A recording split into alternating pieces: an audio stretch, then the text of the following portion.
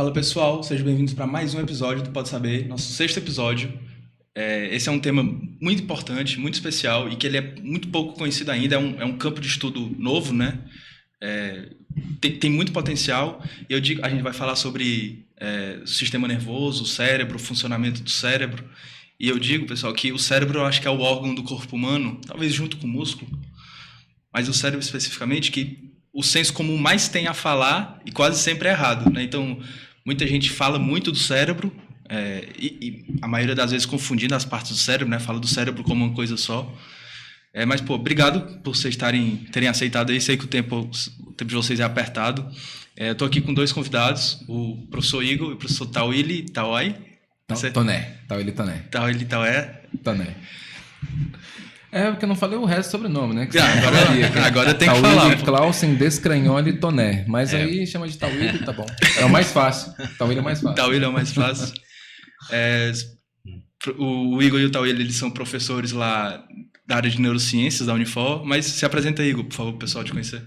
Bom, eu sou o professor Igor Eloy, né?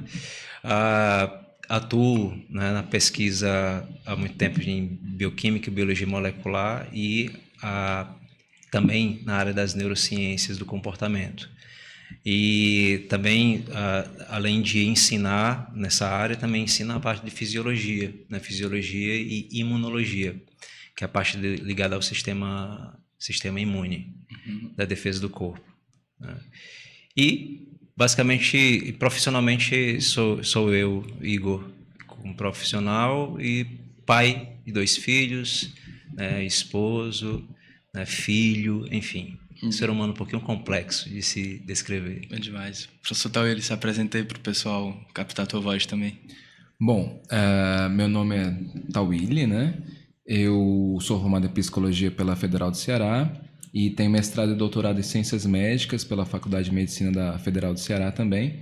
Atuo há mais de 10 anos como docente lá na Universidade de Fortaleza e minha linha de trabalho sempre foi neuropsicologia, mais na área de pesquisa, né? Atualmente eu colaboro na parte de pesquisa com a ONG Alpha Lumen, lá de São José dos Campos, onde a gente está desenvolvendo um jogo para medir as funções cognitivas de adolescentes, crianças escolares, e até o foco na parte de saúde mental também, de depressão, né? Eu na graduação... É um jogo de verdade, de tabuleiro? Um jogo de videogame, na verdade. É um jogo, né, eletrônico ou de tabuleiro? Jogo de computador, né? Como se fosse um RPG, né? Você assume um avatar, escolhe um avatar, faz lá o perfilzinho e ele vai enfrentando os desafios e sendo colocado diante de situações, e aí a gente vai medindo, né, as reações dele, as escolhas, as funções cognitivas, né, e a partir daí a ideia, só que a gente está em desenvolvimento ainda, está, né, validando algumas etapas, para a partir daí a gente conseguir ajudar a criança que tem alguma questão crítica, né, de alguma intervenção precoce, alguma reabilitação, alguma coisa, caso seja necessário, né. E é o que eu faço hoje, né? Assim, eu sempre me interessei por neurociência, né? Desde os 13 anos, quando eu peguei no cérebro pela primeira vez na escola, na Feira de Ciências, né? E aí fui fazer psicologia achando que ia ser um curso de neurociência, né? Mas não tinha nada a ver com isso, foi em 2003. Já, né? Existia assim um curso de neurociência, uma pós-graduação? Não. Formalmente incipiente, né, Tawili? Tanto é que era muito negado, inclusive. Os professores e os alunos, né? Era psiquiatria, a neurologia, até enquanto o campo da medicina surgiu junto com a psiquiatria lá atrás, né? O quê? A neurologia e a psiquiatria eram tratados quase como a mesma coisa, né, no passado. Acho que foi depois que veio até a residência em neurologia. Assim, são áreas diferentes, né? Assim, a psiquiatria, ela tinha uma linha mais até comportamental, né? A neurologia, ela tem uma linha mais fisiológica mesmo, né? E hoje em dia que se juntaram com os avanços das pesquisas em neurociência que o psiquiatra se tornou mais, digamos, um biólogo molecular, né? Pensar mais em termos de química, né? Mas no passado, a psiquiatria se aproximava mais da psicanálise, pra você ter uma ideia, né? E aí a psicologia ela rechaçava a neurociência, né? Nessa época, 2003, né? Muitos docentes, todos os docentes praticamente do curso que eu fiz, né? Nenhum tinha muito apreço, pelo menos pelo que eu sabia, tanto é que a gente ficou na faculdade de medicina estudando, né? E aí, por lá, comecei a estudar religiosidade também, essa questão de cérebro e espiritualidade, religiosidade. E aí a gente foi estudando, né, e pesquisando, e aí, né, tem uma série de outros elementos, né, assim como o professor, que também sou pai de 2 filhos, esposo, né, filho, né, Filho, eu acho que eu suspeito que ex-dono de pet. Pelo menos, né? É. E eu acho interessante essa questão da história, da psicologia, né, tal, porque a gente vê um movimento hoje, né, para se fazer, por exemplo, uma psicologia baseada em evidência, essa aproximação agora das neurociências, né, para inclusive fazer uma pesquisa, né, com um método bem, né, estruturado, e a partir daí, né, conseguir quantificar, já que, por exemplo, na neuropsicologia, como a gente estava falando aqui antes, né, da entrada do podcast, a gente precisa mensurar alguns parâmetros, né, e isso vai acabar trazendo alguns resultados quantitativos, e para isso a gente precisa também da estatística e relacionar um pouco dessas experiências, né, de eventos psicológicos, comportamentais, com esse arcabouço neural, né, que é o sistema nervoso central, principalmente. Inclusive, eu vou trazer aqui, eu estou pensando no formato ainda, se eu trago inicialmente 2 psicanalistas para falar, ou se eu trago um psicanalista e um cara da TCC, porque tem muito esse debate, inclusive pela ausência de um rigor mais matematizado na psicanálise, né, de se a psicanálise em si ela é uma ciência, se é pseudociência e tal. Mas vamos entrando aqui no assunto, né, pessoal? Para falar de cérebro, eu acho que é importante começar lá do começo, né, pleonasmo aqui, mas você tem uns 85 bilhões de células no nosso cérebro, né, que são os neurônios. Tem umas 65 bilhões que dão suporte ali, que são as neuroglias, né? Mas acho que a célula principal, pelo menos a funcional, é o neurônio, certo? Conta pra gente, Igor, como que funciona mais ou menos o neurônio, como que ele interage uns com os outros para o nosso corpo se mexer. Eu vou dizer para você como é que eu me apaixonei pelo neurônio. Numa iniciação científica, eu ainda na graduação de ciências biológicas, eu comecei a estudar fungos. Tá? Os fungos, eles são organismos que formam redes intercruzadas de comunicação. E é muito interessante porque os fungos eles conseguem ler muito bem os estímulos que estão na natureza. Né? E você percebe... O que é um fungo? Um fungo é um ser vivo, né? Muitas vezes ali... Unicelular. Na verdade, unicelular não. Existem os unicelulares, mas eu estou falando daqueles filamentosos que formam o que a gente chama de bolor, de mofo, por exemplo.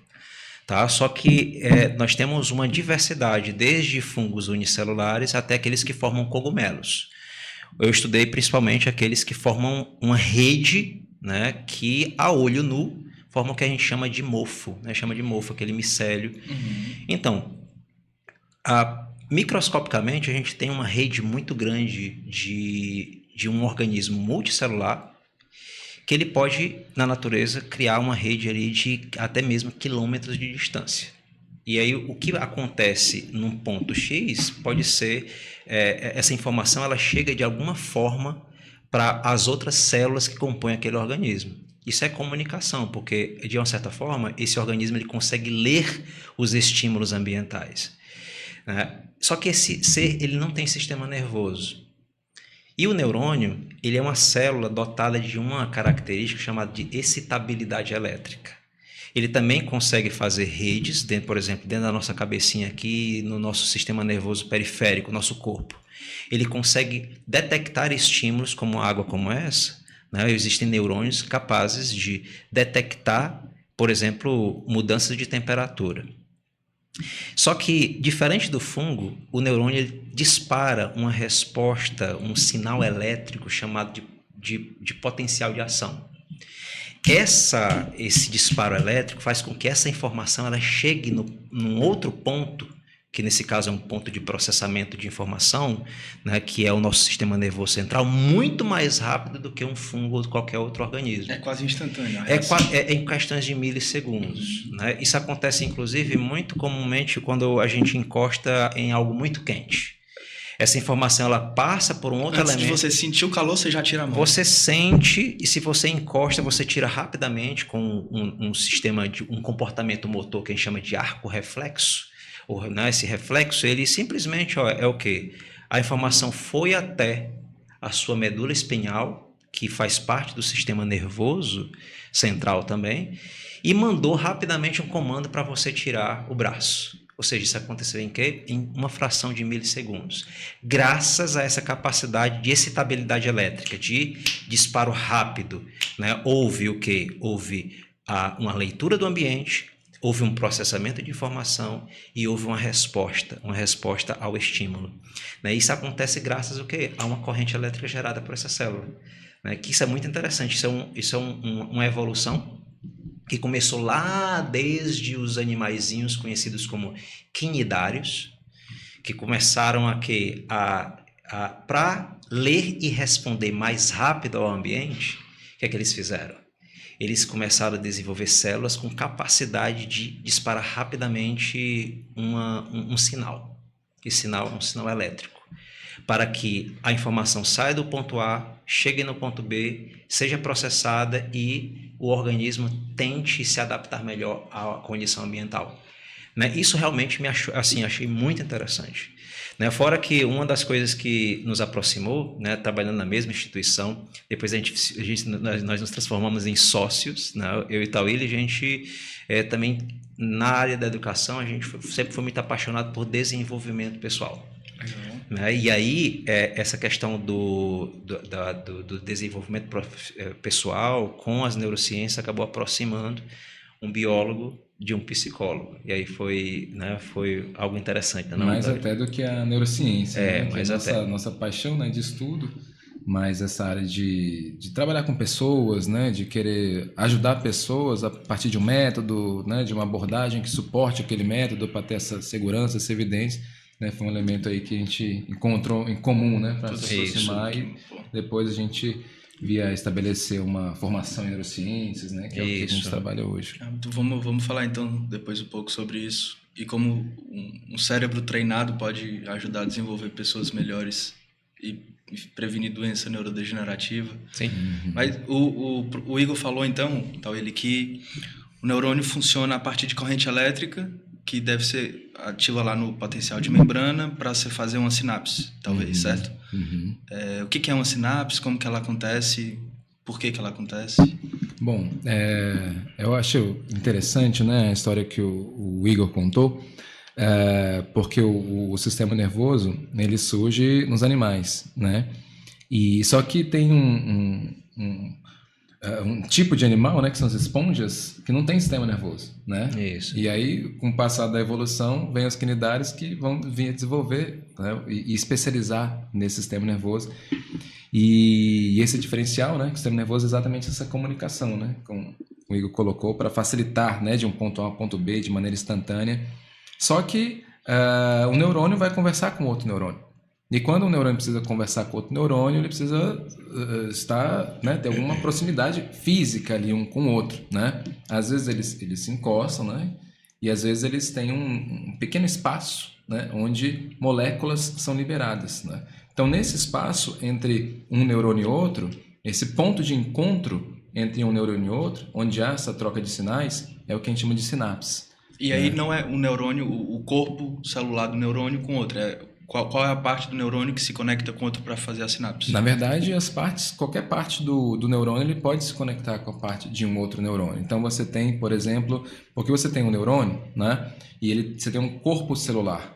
E você tem os dendritos, que são áreas que, via de regra, recebem a informação de outros neurônios. E você tem um longo eixo, o axônio, né, que é um grande prolongamento que vai para onde essa informação vai ser enviada. Em geral, E onde que está o núcleo do neurônio? Dentro do corpo celular. Dentro do corpo. Né, tá. com as organelas citoplasmáticas, várias reações metabólicas, síntese proteica, enfim. Né? Esse é o esquema geral do neurônio, tem vários tipos de neurônios diferentes, né?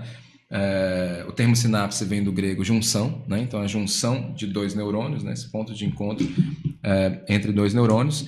E aí você tem essa junção que pode ser de um axônio com um dendrito, que seria o mais comum, mais comum, né? Mas pode ser um axônio com corpo celular, pode ser um axônio com outro axônio, pode ser um dendrito com um dendrito, né? Então essas partes todas dos neurônios, eles podem, em geral, são os prolongamentos, na verdade, né? Os dendritos e os axônios que têm essa propriedade de se aproximar de outro neurônio para permitir essa troca de informação, ou elétrica né? Ou Isso. química. E tá. Então a gente já sabe mais ou menos como que é o neurônio, quais são as principais partes deles. E por que o neurônio é uma célula tão diferente? Porque, assim, todas as células, se eu pego um hepatócito e umas, sei lá, célula do rim E fígado, o hepatócito. a célula do fígado. Uhum. E uma célula do rim, por exemplo, coloca no microscópio, eles são bem diferentes. Mas o neurônio, ele é morfologicamente diferente. Por quê? Para realizar a função que é fazer uma teia de comunicação. Uma pergunta antes dessa, que eu fazendo um link com o que o Taíli comentou, é que é interessante que o neurônio dispara uma resposta elétrica, né? Só que quando chega lá para ele se comunicar com o outro, existem as sinapses que são elétricas, mas a maioria delas são químicas. E aí justamente essa comunicação se dá como? Se dá quando um neurônio libera um neurotransmissor para o outro. Detalhe, um neurônio não vai se comunicar com outro em português, nem em inglês, nem via WhatsApp. Qual é a linguagem de Né? A comunicação? linguagem é química, e é por isso que eu tenho a necessidade de ter uma diversidade de neurotransmissores. Aí tem dopamina, noradrenalina, serotonina. Hoje, até mesmo para você ter ideia, existe um artigo atual que mostra que a própria creatina funciona, além de ser um componente do metabolismo do corpo, ele funciona como um neurotransmissor. Ou seja, são moléculas que eu estou aqui conversando com você, nós estamos utilizando a língua, o português. Só que para os neurônios ele está utilizando ali de moléculas químicas para poder dar comandos diferentes para um outro neurônio. Que são os feedbacks. Isso, aí, não necessariamente, mas funcionaria, né? Um neurônio está mandando um feedback, mandando um sinal químico, uma comunicação para um outro neurônio, e aí ele vai responder a isso. Né? Muitas vezes, para ter uma ideia mais básica, o neurônio ele pode se excitar com um comando de um neurotransmissor. Por exemplo, nós temos neurotransmissores que são mais excitatórios, como é o caso do glutamato, e nós temos também comandos como é o GABA. Por exemplo, daqui a pouco nós vamos dormir e nós temos neurônios que estão mandando para outros neurônios o GABA, que é um neurônio, o neurotransmissor que vai causar inibição neuronal. O neurotransmissor é um hormônio, né, professor? O neurotransmissor, aí detalhe, né? Há uma confusão nesses termos. O neurotransmissor, ele é uma molécula liberada pelo neurônio a um outro neurônio, só que essas células elas estão vizinhas. Por exemplo, se eu quero levantar o meu braço, existem neurônios mandando comando para as minhas células musculares. Tudo bem, então o neurônio está mandando uma molécula para uma célula bem pertinho ali, que é a célula muscular, como por exemplo pode ser também uma glândula. Só que veja que a comunicação que o neurônio está fazendo, né, essa molécula, ela tem uma distância muito pequena a chegar no ponto B dela. Micrômetros, coisas assim muito próximas, né? O hormônio ele é classificado como uma substância que, para ter uma ação, ele tem que ter uma ação endócrina, ele tem que primeiro entrar na corrente sanguínea e ter o efeito bem longe do local onde ele foi produzido ou liberado. Né? Às vezes você diz assim, Igor, mas uma mesma molécula pode servir como um neurotransmissor e um hormônio? Sim, vamos dar um exemplo, noradrenalina. Existe um sistema do nosso tronco encefálico, né, um sistema de núcleos, que disparam noradrenalina para toda a parte de cima do nosso cérebro. Isso nos dá alerta, nos deixa alerta. Por exemplo, hoje nós estamos utilizando isso para evoluirmos no podcast. Ou seja, neurônios se comunicando com neurônios e neurônios excitando outros através de noradrenalina. Nesse contexto, noradrenalina é um neurotransmissor. Só que quando eu estou estressado, né, há um disparo do estresse, a minha glândula que está acima do rim, a adrenal, ela também libera noradrenalina. E ela entra na corrente sanguínea, viaja e dispara o meu coração e tudo. Nesse contexto, a noradrenalina ela está servindo como um hormônio. E segue basicamente esse tipo de conceito. Então, se você está atrasado um podcast, aí vai liberar bastante noradrenalina, né? E vai para te ajudar a dirigir mais rapidamente ali, não atropelar pessoas, né? Basicamente. Isso é... Vamos falar sobre isso, porque o cérebro ele é um órgão que tem vários bulbos, né? Você tem o tronco encefálico, que já foi comentado, tem o cerebelo. Tem... Mas deixa eu só fazer um comentário, me permita? Claro, lógico. Porque você está... o Igor está comentando aqui a questão do hormônio, né, e do neurotransmissor. Eu queria frisar um ponto que eu acho muito importante, Vai lá. né? Que é assim, o neurotransmissor em si, ele não tem uma função que seria, enfim, geral, né? Esse neurotransmissor, ele é excitatório, né? Tudo bem, tem o glutamato, né, que em geral é excitatório, o GABA, que em geral é inibitório, mas um elemento que faz total diferença... Quando vocês falam excitatório, inibitório, é excitatório da atividade sináptica, da velocidade com que os neurônios comunicam? Excitatório... De ativar ou desativar o sistema nervoso central? Excitatório que é no sentido celular, né? Desse neurotransmissor, ele gerar um potencial de ação, disparar um sinal no neurônio onde ele está se ligando. Né? Então, por exemplo, algumas pessoas não entendem por que o álcool é uma droga inibitória. Sim, né? Como é que pode o álcool ser uma droga... Deixa a pessoa super animada e é inibitória, né? Inibitório. Não, mas quando eu falo de inibitório, é a nível neuronal, porque ele vai inibir o neurônio, que ele vai se ligar no receptor do GABA, que é um neurotransmissor conhecido por ser inibitório, então ele se liga ali, ativa aquele receptor, tem um processo químico que acontece que o neurônio ele não vai disparar, só que ele vai inibir áreas de inibição do comportamento. Então, inibindo o inibitório, a pessoa fica mais liberada. O córtex pré-frontal é desativado, o cara fica lelé da cuca, faz besteira, dirige rápido. Que é uma coisa que acontece com adolescente e com idoso, né? Também. Idoso tem um córtex pré-frontal, já começa a diminuir a atividade, né? Diz que o Silvio Santos fica na televisão falando maluquice, por exemplo, né? Também tem isso. Perde o filtro. né? Perde o filtro. Existem funções, né? Funções cognitivas que nós chamamos de funções cognitivas frontais. Uma delas é as funções executivas, né? Talvez seja o xodó do professor Tawili, não sei, né, Tawili, das funções executivas. Existe um elemento das funções executivas que é o controle inibitório, né? A pessoa ela diminui a atividade do córtex pré-frontal, suas funções cognitivas vão estar mais baixas, né? A pessoa vai perder mais aquelas funções executivas, isso inclui o controle inibitório. Então, a pessoa acaba falando o que não deve, né? Tendo comportamentos, né, inadequados em algumas situações, tudo isso derivado com a depressão, né, que o álcool promove no sistema nervoso central. A gente vai falar, eu quero aprofundar depois, se a gente conseguir tempo, dos efeitos do álcool, mas... Quer continuar falando? Não, você tá falando uma coisa que eu o neurônio não tem, o neurotransmissor não tem atividade geral, né? Ele pode ser excitatório, pode ser inibitório. Aí eu te interrompi. Não, e aí o grande lance é o receptor. Né? Porque você tem, por exemplo, um neurotransmissor como a serotonina. Neurotransmissor, lembrando, é uma molécula que é liberada de um neurônio para outro neurônio, naquele espaço da sinapse. Age rapidamente, né? Que tem essa diferença do hormônio que é liberado por uma glândula que cai na corrente sanguínea. Então ele vai demorar mais tempo para chegar no órgão-alvo. E é uma molécula maior também, né? São mais átomos ali para se agregar, no neurotransmissor é menor. E aí, assim, se você pensar no neurotransmissor como a serotonina, ele vai se ligar a diversos receptores diferentes. Então, assim, o que a serotonina faz no cérebro? Depende. Qual área cerebral que você está se referindo? Qual receptor? São chaves que abrem portas diferentes, né? Cada porta ali tem um segredinho ali, uma via. Se você fala de um receptor 5-HT1A da serotonina, é um autorreceptor, né? Então ele está no neurônio que está liberando aquele neurotransmissor. Então o neurônio libera o neurotransmissor, aquele neurotransmissor vai estimular o próprio neurônio que liberou esse mesmo, que é para regular a liberação, para não liberar demais, né? Então esse é um tipo. Então, o que a serotonina faz? Depende do receptor, quando ela está se ligando e em qual área cerebral. Então isso é muito importante, né? Porque essa dinâmica do receptor faz toda a diferença. A dopamina faz o quê? Depende. É o receptor o quê? D1, D2, D3, D4, né? Em qual área? Hipotálamo, córtex pré-frontal, né? Então isso é importante. Existe toda uma complexidade em cima aí desse cenário, né?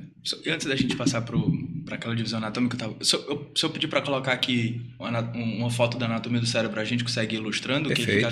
Pode ser. Consegue fazer isso para mim, Lucas? Tu joga aí na tela divisão anatômica do cérebro para a gente, e enquanto ele vai colocando, tem a outra célula que eu comentei no começo, né, que ela é menos importante, mas ela está presente também, né, no sistema nervoso central. Antes falava que ela tinha uma função regulatória. Você está falando das células da glia? Das células da glia, mas... Neuróglia. É a mesma coisa, né? Isso, basicamente. Mas eu vi recentemente que ela tem uma função energética importante. É verdade isso? O que é a célula da glia? O que ela faz? Qual é a função dela? Comentar, Tavio? Comenta. Pode falar. As células da glia, elas são um conjunto de células que vão dar suporte realmente ao neurônio. Desde um suporte mais estrutural, né, em que o neurônio ele possa realmente repousar num arcabouço de células, mas também é importante essas células para o bom funcionamento do neurônio. Por exemplo, o neurônio ele precisa de energia, como você quis, né, já pegando o seu viés aí. Essas células, algumas dessas células estão filtrando o que vem do sistema circulatório para o sistema nervoso central. Do sistema circulatório, né, do sangue para o sistema nervoso central. Nem tudo que a gente come, bebe, vai para o encéfalo, vai para o cérebro como um todo, o encéfalo como um todo, tá? Existem elementos que não entram graças ao que a gente chama de barreira hematoencefálica. Então, que é a célula da glia que faz essa... Existem células da glia, os astrócitos, né? As células da glia é um conjunto de tipos de células. Tem vários tipos de células da glia. Vários tipos, exatamente. Então, assim, tem células que estão ali no meio do vaso e assim, opa, essa moléculazinha pode passar. O álcool, por exemplo, tem passagem, né, tranquila, né? Ou seja, né, drogas, né, psicoativas, né, elas têm... elas passam rapidamente ali pela barreira hematoencefálica. Voltando, essas células elas também regulam a entrada e a saída de substâncias. Uma das substâncias vão ser as substâncias que, como a glicose, que vai conferir energia para a gente, né? Na forma aí de depois vai ser metabolizada e produzida aí na forma de ATP. Já existem outras células que vão melanizar, né? Ou melhor, melanizar não tem nada a ver com a melanina da pele, perdão, mielinizar, né? Foi o termo aí parecido, né? A bainha de mielina. A bainha de mielina, exatamente. Nós chamamos os oligodendrócitos que vão formar essa bainha de mielina, né? E essa bainha de mielina ela vai ajudar com que muitos neurônios eles possam funcionar mais rapidamente. Aquele impulso elétrico passa, né, mais rapidamente. Da mesma forma que existem outras funções. Nós temos as células da micróglia, que na verdade é uma célula do sistema imunológico, que vai estar defendendo o sistema nervoso central para que nenhum invasor possa adentrar, né? E vai regular alguns processos também de inflamação. Por exemplo, não é interessante que você tenha um processo de inflamação crônico no sistema nervoso central, porque isso pode levar ao quê? À perda neuronal, né? Algumas doenças que são inflamatórias, inclusive um exemplo aqui, o próprio Alzheimer, nós temos uma fase inflamatória que leva à perda neuronal. Então a micróglia funcionando bem, ela ajusta ali, né, o processo inflamatório para que ele não venha a causar problema. Enfim, são várias funções. Ou seja, o neurônio ele precisa de um contexto, um arcabouço, um ambiente para poder funcionar bem. Quem confere todos os recursos para que ele funcione bem são as células que estão em volta, que são as células da micróglia, ou neuróglia como um todo, né? As células da glia. Neuróglia e células da glia seriam como sinônimos aí. Tá. Quer comentar alguma coisa? Uma coisa que eu queria comentar é que tem estudos apontando que doenças psiquiátricas você encontra inflamação nas glias. Né?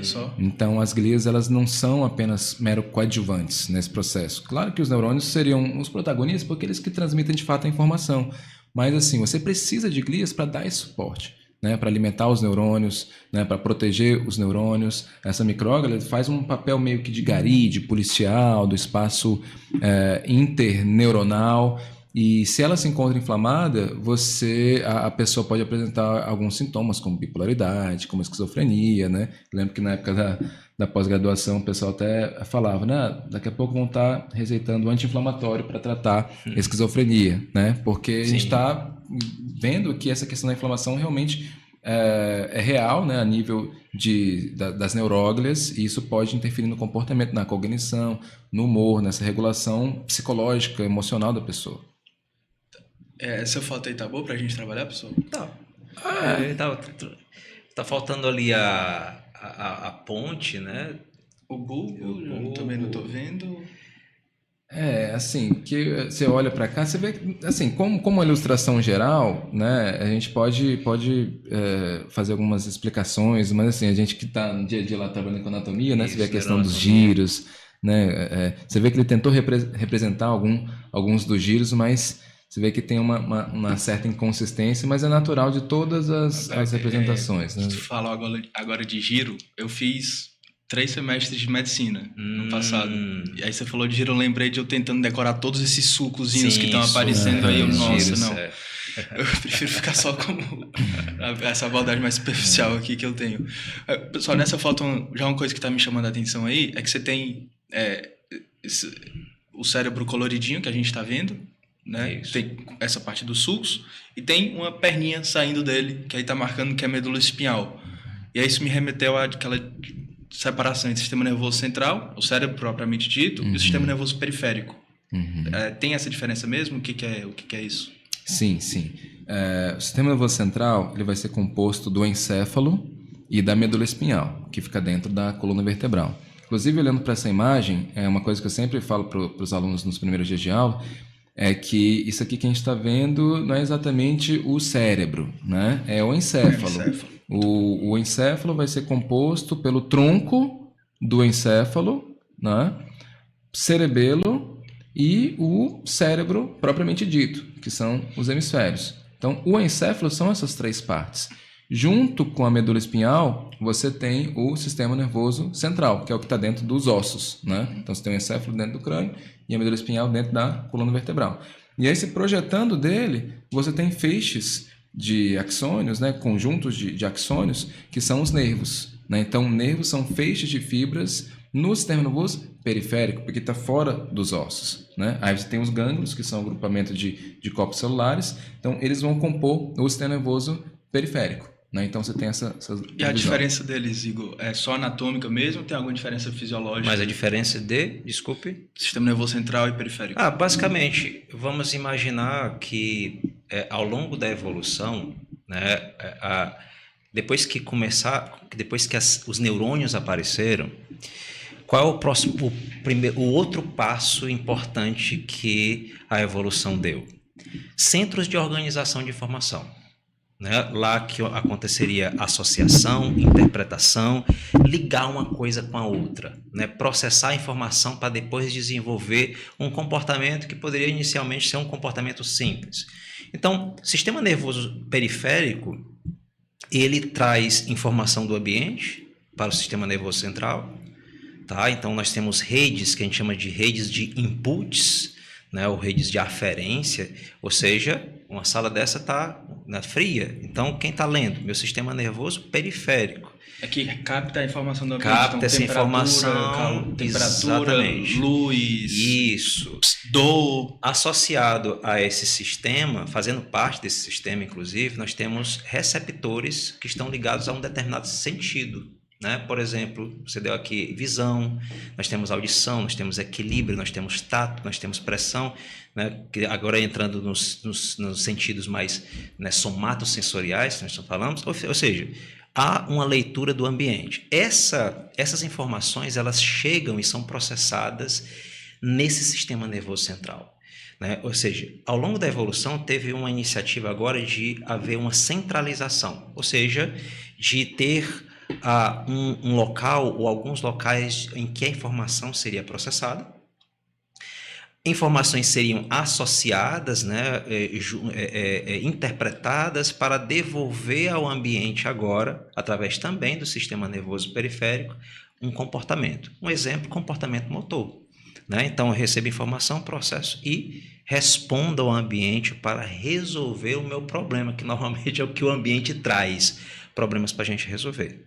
Beleza? E eu lembro muito do pessoal falando de nervo óptico. Por que falam tanto desse nervo? Qual a importância dele? É só divisão mesmo? E eu confundi aqui alguma coisa? Provavelmente, né? Nervo óptico, isso. Né? Está ligado à retina, vai ser estimulado a partir da frequência eletromagnética, que vai despolarizar os receptores da retina, transformar isso em potencial de ação e, através do nervo óptico, levar para tálamo. A partir daí, ele vai distribuir para o cérebro para você processar a informação, né? Reagir com a amígdala para você tomar susto, né, o tronco cefálico e o córtex para processar aquela informação e você perceber cor, né, distância, até textura de olhando, você já vê textura, né, esse processamento mais refinado da visão. Né? Ei, Lucas, a tela saiu aqui, tu consegue... Eu só descansei, talvez. Pronto, então vamos lá. A gente já tinha falado da diferença aí de cerebelo e encéfalo, e o conjunto de cerebelo e encéfalo é o que forma o cérebro, certo? Não. Cerebelo e encéfalo? Não, cérebro, cerebelo e o tronco encefálico. E aí então, esses três vão formar um encéfalo. Os três juntos formam um encéfalo. Cérebro, cerebelo e tronco encefálico. Só que ainda tem uma estruturazinha interna que o que nós estamos vendo é uma vista lateral do hemisfério esquerdo, tá? Se nós cortarmos esse cérebro, nós vamos ver que tem uma estrutura... vertical ou horizontal? Não, a sagital, né? A gente aqui. chama esse sagital aqui, né? Se eu tiver uma vista medial, ou seja, do meio, você vê que tem uma areazinha que a gente chama de diencéfalo, tá? Então, nós temos o quê? O encéfalo seria esse tronco encefálico, o diencéfalo, cerebelo e o telencéfalo, né? O telencéfalo, que é o que a figura ela mostra como cérebro, só que aí depende muito da literatura. A literatura ela pode considerar o cérebro como telencéfalo, ou o cérebro como telencéfalo e aquela estruturazinha interna que a gente não está vendo, que é aquela área chamada de diencéfalo. Tá.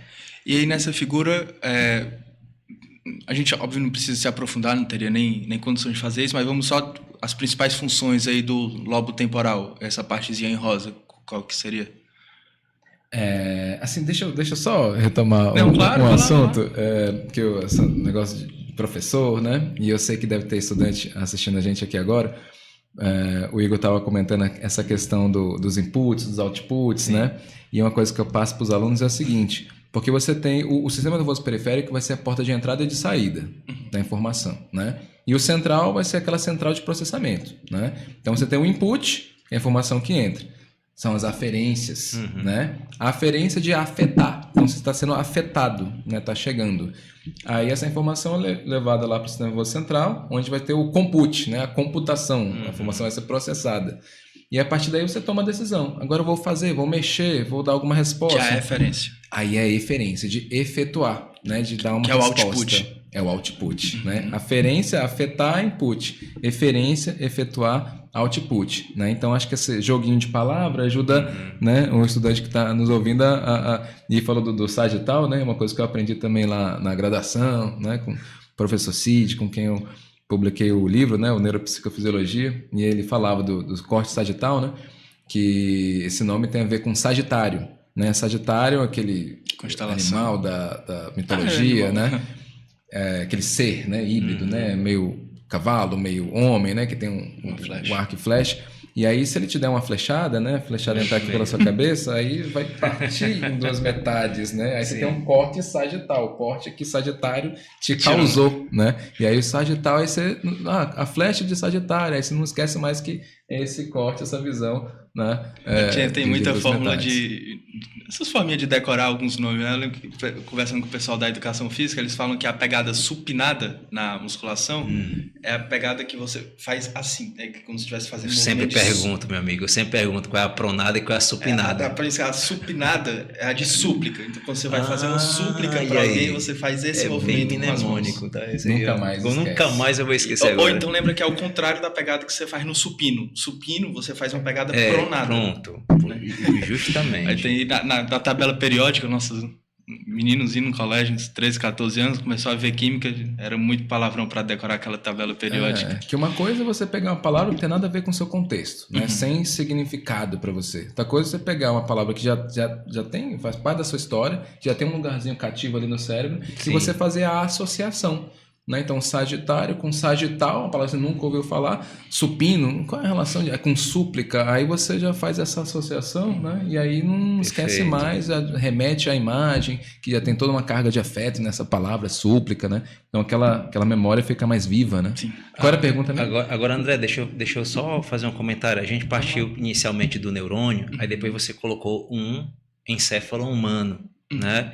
E no meio você colocou uma pergunta a respeito do sistema nervoso central e periférico. Sim. É através, se nós traçarmos uma uma curva assim evolutiva e ver as espécies, né, a evolução do cérebro nas espécies, a gente percebe que esse sistema nervoso periférico ele é super importante para o desenvolvimento do cérebro, do encéfalo, né, como um todo, ao longo de milhares de anos. Né? Só para você ter ideia, né, quantos neurônios nós ganhamos quando nós conseguimos... ter o tato.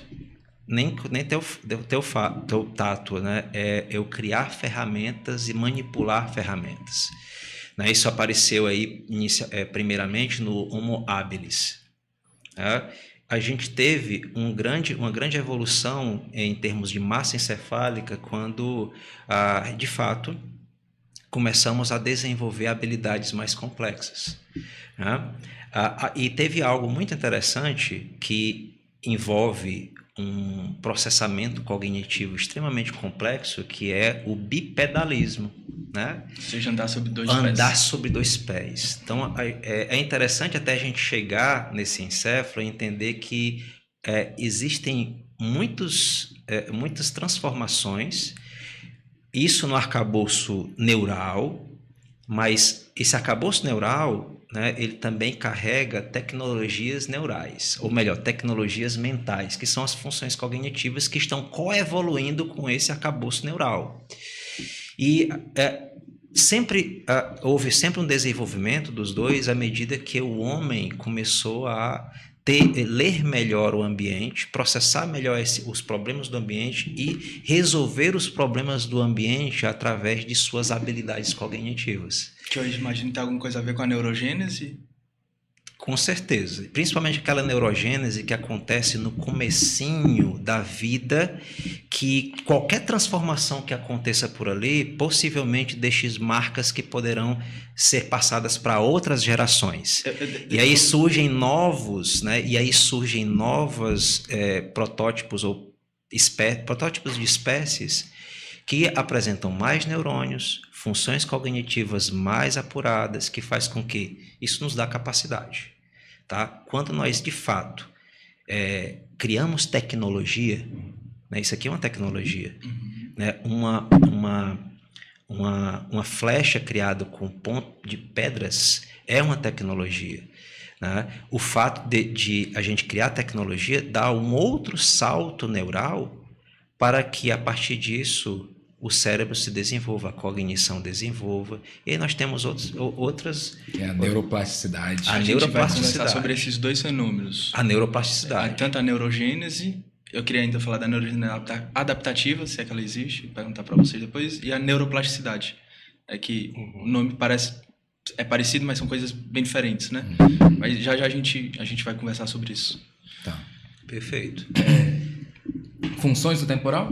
Funções do lobo temporal. Mas a gente não precisa perder muito tempo aqui, é só para a gente contextualizar, porque a gente vai falar muito ainda de todas essas partes, córtex pré-frontal, lobo parietal, frontal, não sei o que, só para deixar todo mundo aqui mais ou menos na mesma página. É interessante, assim, que a gente vai estudar o cérebro, né, que a gente não veja só a questão biológica da coisa. Claro que o cérebro é um órgão e tudo mais, mas é importante você também ter um olhar teórico para explicar o seu funcionamento. Então, tem um autor da neuropsicologia que ele traz uma ideia bem interessante, que resume bem como é que o cérebro funciona, que ele fala de basicamente 3 partes. Né? Então, você tem uma parte inicial que ativa o cérebro, que envolve aqui o tronco encefálico, né? Que com ele a gente consegue ficar acordado, né? Ativando aqui todo o cérebro. E aí você tem, então o tronco encefálico ele tem essa função, né, de manter o nosso corpo funcionando. Você tem um bulbo aqui embaixo, por exemplo, que assim quando a medula espinhal entra no crânio, ela se torna bulbo, né? E aí eu costumo dizer que essa área é a área onde a alma estaria localizada. Por quê? Porque se você lesiona, sua alma sai do corpo e não volta mais. Entendeu? Você morre. E você morre. Tem esse efeito colateral, né? Se lesionar o bulbo, né? Acontece... É o efeito colateral secundário, né? Secundário. Né? Já a ponte, que fica logo acima do bulbo, né? Caso você lesione, não é tão ruim assim, comparativamente com o bulbo. Você fica em coma, né? menos ruim do que a morte, né? Consideravelmente. Né? E em cima da ponte você tem o mesencéfalo. Se você lesiona o mesencéfalo, você não fica em coma, né? Você fica totalmente paralisado, né? Mas fica consciente. Então você vê que já é menos, né? Vai diminuindo esses sintomas, né? Então já tem uma noção da serventia do tronco encefálico. Você estava falando, eu pensei numa coisa. No bulbo você morre, Bulbo morre. na ponte você fica em Em coma. coma. E no Mesencéfalo você perde os movimentos. Perde os movimentos. Tem uma gradação aí do nível de problema que acomete cada um. Exato. E quando você foi falando, me veio na cabeça por que não é o contrário, né? Porque intuitivamente aqui eu pensaria que quanto mais dentro mais interno fosse, mais protegida deveria ser essa área, porque ela seria mais sensível. Só que a ponte me parece estar mais externa ao cérebro, portanto mais sensível de pancadas, lesões. Por que assim, foi? Claro que não tem como saber, mas... a explicação são hipóteses, né? Mas faz muito sentido a gente pensar evolutivamente. Sim, né? exatamente. Então, assim, pensando em medula espinhal e cérebro, quem seria mais antigo, né? A medula espinhal é mais antiga, porque a medula espinhal é esse caminho que vai integrar, né? Então você tem a notocorda, né? Sim. Que surge ali, você pega um feto, né? Então forma ali a espinha, né? Então é uma região mais antiga filogeneticamente. O neuroporo caudal, né? Isso. Né? Aí a partir então o tronco cefálico ele está ligadinho na medula espinhal, então veio que é uma região primitiva do ponto de vista evolutivo. A partir daí você tem estruturas que vão surgindo. As outras regiões vão se desenvolvendo em cima disso, né? Legal, como se fosse a base, né? O alicerce da casa. E o alicerce da casa, sobrevivência. Nós temos núcleos relacionados a ele no bulbo que regulam o funcionamento cardiovascular, por exemplo. Né? Então, assim, eu costumo pensar como se fosse uma construção de uma casa. Né? A base, aí você vai colocando os andares de cima, justamente são esses andares onde apresentam as funções cognitivas complexas, corticais. Que está lá no cérebro em si. Não está mostrando aí, mas é nessa parte aqui da frente amarela, né? Nessa parte. Acima. Tudo o que córtex você está vendo. pré-frontal, por exemplo. Aqui, né? Sim. Aqui, ó. Aí né? nessa parte amarela. Que aí você vê que é o oposto, né? Então aqui é a parte mais próxima da medula espinhal, o córtex pré-frontal basal, né? é o mais distante, né? Então é a região mais recente do ponto de vista evolutivo. É aquela que vai resguardar as funções cognitivas mais complexas.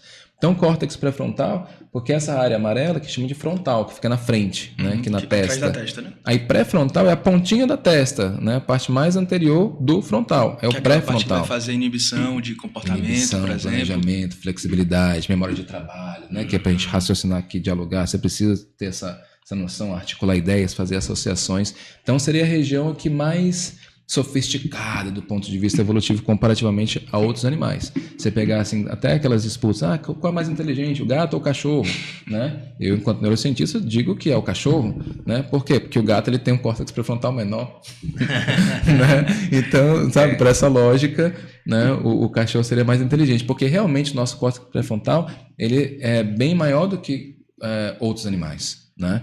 Então ele é essa região de planejar, de antever o futuro, de pensar no que vai fazer, de regular o próprio comportamento. É uma região muito preciosa para nós que somos seres humanos, cheio de regras. Fica também a nossa capacidade de raciocinar, por exemplo? Sim.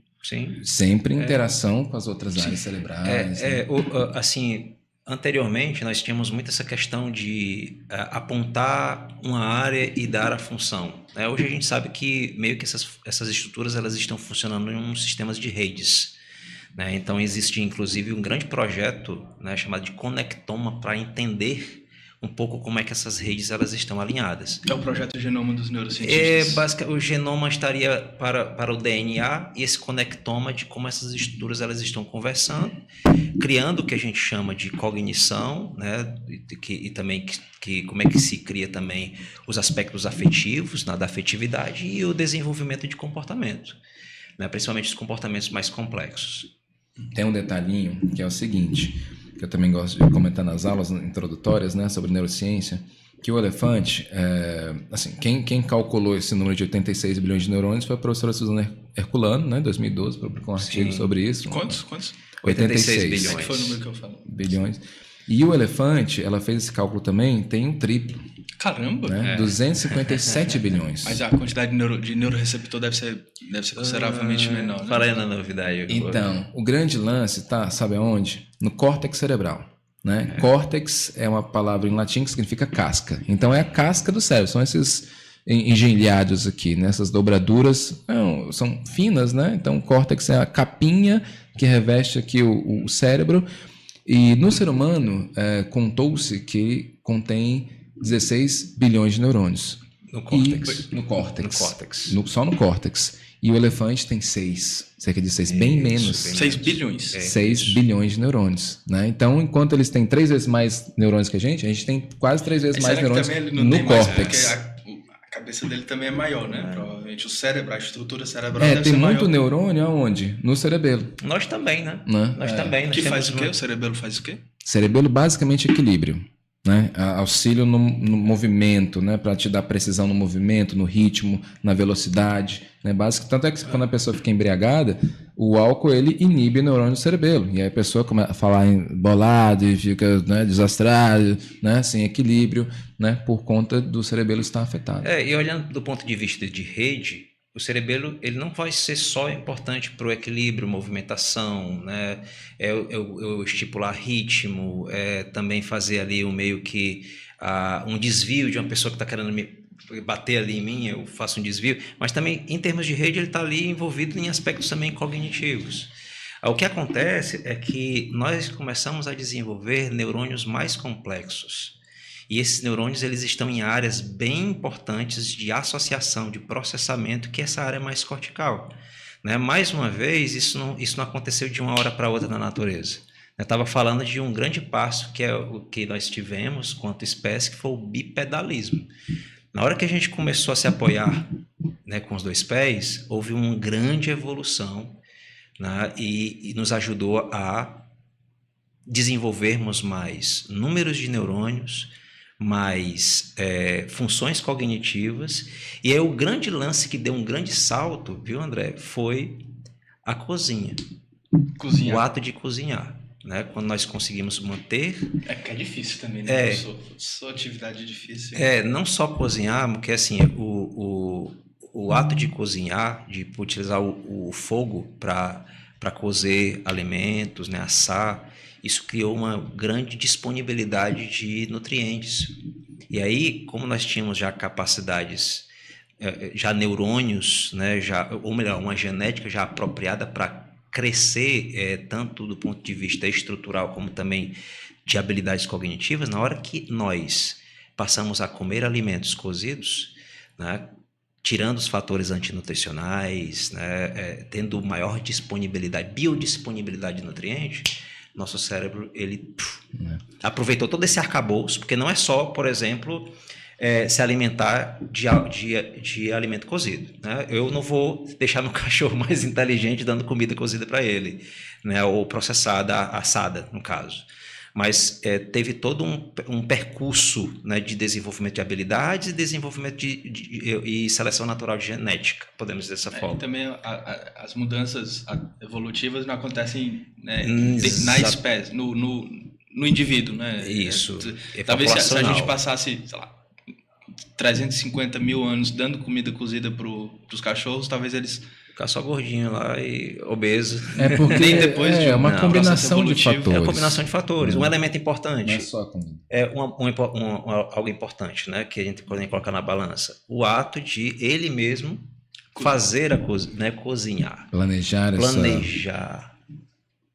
A gente atravessou uma série de elementos, né, primeiro, né, experiências. Desde o bipedalismo, isso ajudou a gente caçar, né, coletar, né, e depois descobrir o fogo com as nossas habilidades, né, fazer o teste ali, o planejamento, como você falou, né, de se eu assar isso aqui, se eu experimentar, é bacana, e isso foi acompanhando. Quando você fica em pé, né, você tem uma visão do horizonte maior. E aí você consegue, mas o que tem para lá, para o outro lado? Então você começa a projetar seu pensamento para o futuro, trabalhar essa região pré-frontal, né? E quando você fica em pé, você também libera suas mãos. E a gente tem essa vantagem, né, do polegar oponente, que permite a gente, esse movimento em pinça, né, que permite a gente manipular as ferramentas. O cachorro não vai ter isso, né? A gente tem também esse cérebro guloso, né? Que o cérebro ele consome cerca de 25% da energia que a gente consome. Eu tinha visto 30% do ATP vai para o cérebro. Um quarto do prato de comida vai só para o cérebro, que é basicamente 2% do corpo. Então ele realmente consome muita energia. Então quando a gente consegue disponibilizar muita caloria a partir do ato de cozinhar, aí você consegue fornecer essa energia. E o cérebro também, ele desenvolveu uma vascularização muito intensa, muito disseminada. Isso permitiu um esfriamento do cérebro para não ficar muito aquecido, de muito sangue concentrado. Distribuiu melhor. Isso deu mais espaço para não gerar um processo das enzimas, quando as enzimas elas deixam de exercitar o seu papel. Desnaturação? Desnaturação das enzimas, né? Por conta da temperatura que ficou regulada por essa vascularização maior. E ainda tem um processo da neotenia, né? Que o ser humano é um animal que ele nasce basicamente recém-nascido. Né? Você pega uma zebrinha, quando ela nasce, ela já nasce em pé correndo do leão. Né? No ato, o que é a neotenia? Desculpa. Nascer novo demais. Precocemente, assim, podemos dizer assim. A zebra, o cavalo, quando nasce, ele já nasce em pezinho. Já viu isso? A girafa ela cai na altura da mãe, puf, ela toma aquela queda já para dar um susto, aquele baque, e ela fica, opa, tô na savana aqui, então deixa eu correr do leão. Né? Então já fica prontinho. Bebê humano demora um ano para começar a ficar em pé, 18 anos para sair de casa, 40 anos para criar juízo, né? Então demora muito tempo, né, para amadurecer. É o preço que a gente paga por ter 86 bilhões de neurônios, que a gente precisa nascer precocemente. Você imagina uma cabeça, né? Se eu deixo a criança passar mais de 9 meses, possivelmente ali vai ficar impraticável um parto normal. Então, houve seleção natural, inclusive, nisso. Então, aquelas mães que tinham uma propensão para ter os seus filhotes mais cedo, né, foram selecionadas e acabou que nós realmente... temos ali um parto a termo de aproximadamente 9 meses. São quase 40 semanas. Então perceba que foi uma confluência de fatores que permite que a gente tenha esse cérebro, né, mais sofisticado. Agora teve uma coisa que é interessante que você começou a falar e eu pensei que você ia tocar, que eu acho que você estava começando a falar sobre a abordagem do Luria. Né? Aquela questão do sistema de alerta. Sim. Algo fantástico que nós, como Homo sapiens conseguimos não digo com maestria, mas que nós conseguimos realmente fazer de forma muito interessante é a questão da transmissão cultural. A cultura ela tem um papel muito importante no desenvolvimento. Né? Isso não quer dizer que algumas espécies não tenham algo parecido, até mesmo uma cultura. Isso está muito em estudo dentro das neurociências. Para você ter ideia, nós temos o que a gente chama de animais não humanos, como golfinho, próprio elefante. Pessoas não humanas, exatamente, pessoas não humanas.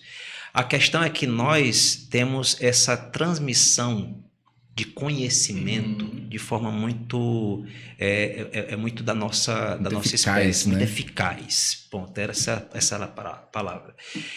E isso ajuda o desenvolvimento de novas tecnologias para desenvolver novos materiais, para resolver novos problemas e assim por diante. Como é o nome desse evento? Luria? O Luria é um teórico, um pesquisador, né? Russo. Isso. E ele fala, inclusive, né, algo interessante, que inclusive é uma linha de pesquisa sua, que é essa questão que o cérebro, sim, ele evolui com esse contexto cultural, né?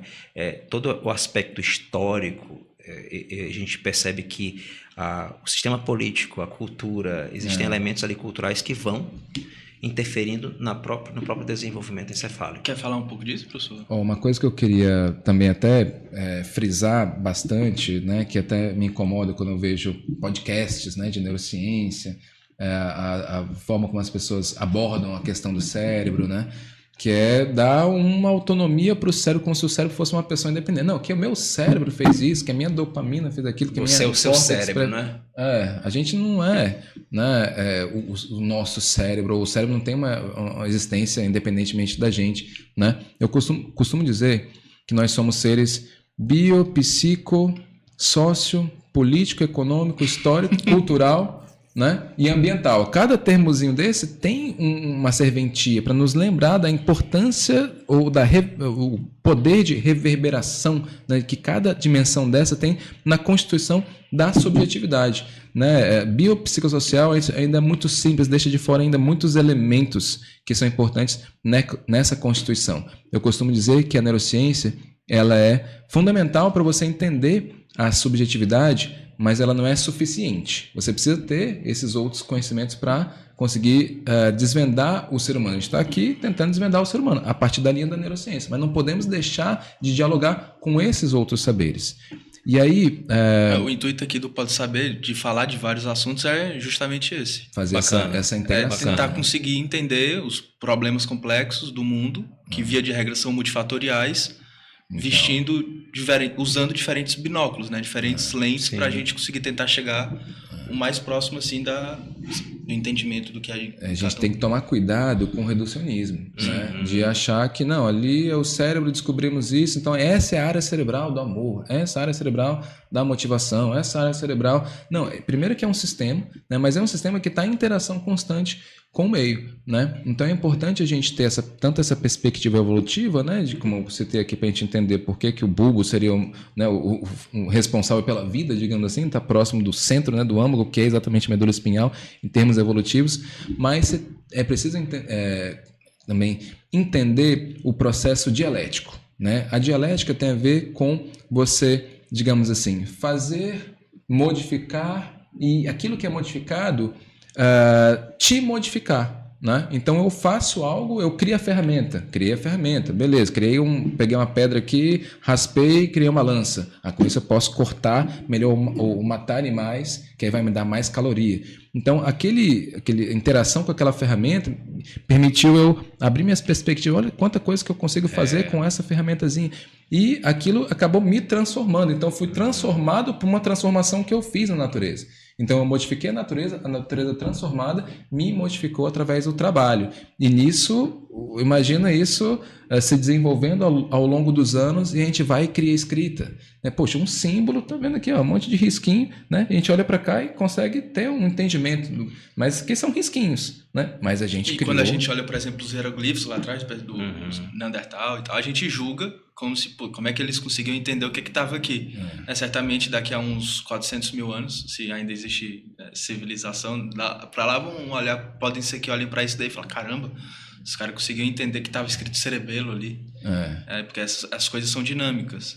Justamente porque a capacidade de aprender coisas novas vai substituindo conhecimentos antigos, certo? O cérebro, eu não diria substituir, mas se reciclar, né? Isso. O cérebro tem essa capacidade de plasticidade muito intensa, especialmente no córtex. Então, ele tem esse potencial de aprendizado bastante significativo. E aí é onde entra a história da cultura, né? Que o Igor estava colocando. Então, quando você cria a escrita, você consegue não apenas registrar o conhecimento a partir da conversa com outras pessoas, mas também deixar a sua experiência ali escrita para que outras gerações possam se beneficiar disso. Infelizmente, ultimamente, né, a gente tem perdido um pouco dessa habilidade de ler, diálogo, né? E ler mesmo livros, né, assim, densos e mais complexos. A gente está muito acostumado com aquela leitura de rede social, né? Então ver um texto com 3 parágrafos já acha que é demais, já fica cansado. Não, um texto muito grande. Pô, ali tem 3 parágrafos. Né? E aí, ou seja, a gente é muito sensível, a gente tem essa plasticidade que ela pode agir para o bem ou pode agir para o mal, né? Então hoje em dia com rede social, essa questão de TikTok, por exemplo, videozinhos muito chamativos, excesso de dopamina no cérebro o tempo todo, é como se estivesse destreinando a nossa atenção, porque você está aqui, aí te chama atenção passivamente, aí depois começa um outro vídeo diferente de um outro tema que também é interessante, então você não tem não está treinando aquela habilidade de manter a sua atenção para algo que seria chato ou tedioso, de fortalecer a sua atenção. Qual é a importância, Tawil? Eu estava lendo um texto, mas faz tempo, faz uns 2 meses, do Wesley Dalanogari, sabe quem é? Sim. Ele é um neurocientista formado lá pela Santa Catarina, da importância do tédio, né? De por que você ter tédio é importante. Eu não vou lembrar aqui os argumentos dele, mas parece ter alguma convergência com o que você estava falando aí, da necessidade que a gente tem em tempo de rede social de ficar o tempo todo atrás de novidade, né? Não consigo ficar aqui, não consigo sentar para assistir um filme de 2 horas e meia, que eu fico agoniado, que eu não consigo colocar na velocidade aumentada 2 vezes. Né? As pessoas estão buscando o tempo todo por um excesso de dopamina, que o TikTok faz muito isso. Né? Você fica arrastando o dedo lá, quando você viu, passou 3 horas e você não fez nada. Né?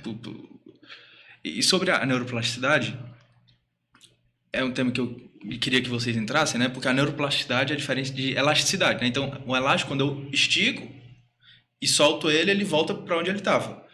A plasticidade, quando eu aperto, por exemplo, um copo de plástico e solto, ele não volta da mesma forma que ele estava. Né? Então, o que é a neuroplasticidade, Igor? Assim, quando você comentou sobre essa questão do elástico, eu comecei a me aproximar dos termos resiliência, né? A questão da plasticidade é uma capacidade do sistema nervoso dele se modificar, de ser transformado. Por estímulos ambientais. E aí eu volto para aquela primeira pergunta que você fez, tá? Por que o neurônio ele é tão diferente? Né? Por que ele não é tão diferente? Vamos entender. Ele é diferente porque ele tem uma série de estruturas que foram feitas para ligar esse neurônio com vários outros. Ele ter ali uma conversa, e essa conversa com outro neurônio, com outro neurônio, com outro neurônio, vão formar parcerias que vão criar estruturas cognitivas para que eu possa construir ali um comportamento. Enfim, então quando eu mudo as interações entre neurônios, né, eu estou dizendo que está acontecendo plasticidade. Né? Vamos colocar aqui, por exemplo, né, uma pessoa que ela sofre de muita ansiedade. Essa ansiedade ela dispara uma rede de estresse que um dos elementos ali que estão ativando essa rede é a própria amígdala. Que inibe a atividade do córtex pré-frontal, por que exemplo. inibe e vice-versa. Né? E vice-versa. Então, vamos entender bem. Essa amígdala, tudo que ela está aprendendo, né? Tudo que as respostas, vamos falar assim, as respostas que ela está elaborando se dá graças a quê? A interações de neurônios que estão da amígdala com outros neurônios ali, certo? Então, quando eu passo a ter interações neuronais, eu tenho ali a plasticidade. Digamos, eu aprendi, no caso, a ter medo de agulha, certo? Houve um aprendizado e isso criou ligações de neurônios na amígdala, principalmente numa área chamada de amígdala basolateral. Eu passo a ter esse medo e esse medo ele foi aprendido por causa de uma experiência. A experiência modificou o meu cérebro. Lá na frente, eu começo a entrar num processo de psicoterapia e começo a aprender a não ter mais medo dessa agulha. Por exemplo, se forçando a racionalizar Esse córtex pré-frontal começa a fazer ligações, né, sinapses com a amígdala, de modo que ele passa a inibir a amígdala. Isso é neuroplasticidade, porque os neurônios eles estão fazendo novas conexões e começando a conversar de forma mais harmônica ou então mais desarmoniosamente. Né? Por exemplo, nós estávamos falando sobre a evolução do cérebro. Foi muito importante aparecer redes neuronais ligadas à aprendizagem e ensino para que a gente conseguisse fazer a transmissão cultural e, a partir disso, disparar esse desenvolvimento que acompanhou também o fato da gente estar com esse aporte calórico que é o ato de cozinhar. Então a gente não tem mais problema com comida, vamos agora desenvolver habilidades, como? Aprendendo e repassando as informações, ensinando as outras pessoas, e todo esse processo de aprendizagem ele se dá por quê? Porque neurônios que não se comunicavam agora estão se comunicando e formando sistemas, sinapses, redes neurais, e isso vai ser retratado, né? vai ser representado por memória e também o elemento aprendizagem, que é de fato quando eu mudo meu comportamento para me adaptar melhor ao ambiente, para resolver melhor as demandas do ambiente. Isso é acompanhado, né, não só estruturalmente, você vê que os neurônios eles criam ligações uns com os outros, como também quimicamente. Eles passam a produzir neurotransmissores específicos para fortalecer determinadas áreas. Então, a neuroplasticidade, o Igor acabou de contar pra gente, que é quando você tem alterações em regiões específicas do cérebro, e aí neurônios oriundos de outras regiões interagem uns com os outros para assumir determinadas posições. Mas são os mesmos neurônios que já existem. Aí você tem outro alteração neurológica, que é o surgimento de novos neurônios, que é a tal da neurogênese. Como que funciona a neurogênese e como que se dá esse processo de criação de neurônio? A neurogênese é um processo, como o nome está informando, né, é o nascimento de novos neurônios. Ele vai acontecer basicamente numa região que a gente chama de subventricular, que por dentro do cérebro você tem uns espaços ocos que a gente chama de ventrículo. Né? Aí, um pouco mais abaixo dos ventrículos, vai ter um local onde há a produção desses neurônios, que são enviados para uma região do lobo temporal, essa região rosada aqui que a gente está vendo, chamada de hipocampo, né? Que é uma região voltada para o aprendizado. Onde né? se armazena as memórias também, né? Não seria bem armazenamento das memórias, mas é a região que consolida essas memórias. Consolida, né? Se você retira o hipocampo de uma pessoa, o esquerdo e o direito, né, ao mesmo tempo, essa pessoa perde a capacidade de formar novas memórias. Então ele vai ter toda a experiência de vida dele. Mas ele consegue acessar as memórias antigas? Aí as antigas ele consegue acessar. Consegue acessar com dificuldade, bem verdade. Né? Não fica assim pleno. Né? Tem uma certa dificuldade de acessar as memórias antigas, mas ele mantém as memórias. Você vê que houve... Porque na verdade as memórias elas ficam armazenadas em redes de neurônios pelo córtex. Né? Então, quando você tem uma experiência, sei lá, você caiu de bicicleta quando criança, né? Você teve uma ativação de uma série de neurônios ali. Quando você vai se lembrar daquela situação, é como se você ativasse a mesma rede de neurônios. Né? Então você, sabe, e o hipocampo ele auxilia nessa consolidação dessa informação para que você consiga, em um momento futuro, ativar novamente aquela mesma rede de neurônios para ter essa experiência de uma lembrança do passado. Então, o hipocampo ele tem esse papel de transformar a memória, que seria uma informação, né, uma experiência de vida, em uma memória, algo que possa ser acessado futuramente. Se você retira, você perde essa capacidade de formar novas memórias, mas as antigas, que já foram consolidadas, permanecem lá, mas também não permanecem com muita clareza. E o hipocampo é essa região para onde esses novos neurônios formados vão. Porque o neurônio, junto com outras duas células, porque todas as células nossas elas se renovam, algumas mais brevemente, outras demoram um pouco mais, mas o neurônio junto com óvulo e junto com célula da retina são células que não morrem. Né? Você nasce com mais neurônios que você tem hoje, para ter uma ideia. Né? Nasce com cerca de, 200 bilhões de neurônios, e aí, à medida que o tempo vai passando, você vai perdendo esses neurônios até que você estabiliza ali nos 85 bilhões. Então, a gente, quando bebezinho, a gente tem mais neurônios do que hoje. E aí, porque aprende muito mais coisa, inclusive nessa fase, né? Aprende muito mais coisas. De forma passiva. Se você soltar um bebê de, 5, 6 anos, não é, mas uma criança, 5, 6 anos nos Estados Unidos por um ano, o cara vai falar inglês, muito provavelmente. Agora, se solta um cara de, 30 anos, ele provavelmente não vai conseguir. Que aí você tem também o período crítico, né? Assim, janelas de oportunidade, tem áreas cerebrais, conjuntos de regiões que são mais sensíveis a esse aprendizado. Né? Tem, por exemplo, sistema visual, até os 8 anos. Né? Questão de estrabismo.